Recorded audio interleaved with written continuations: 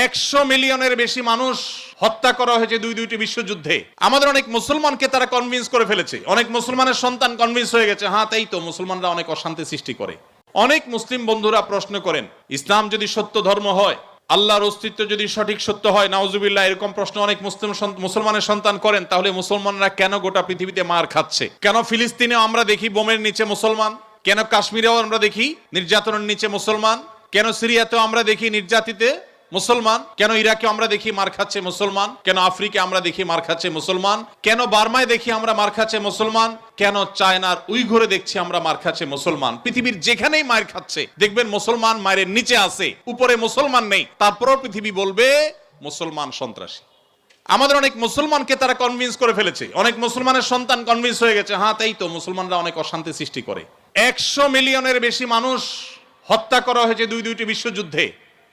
মুসলমানরা করেছে।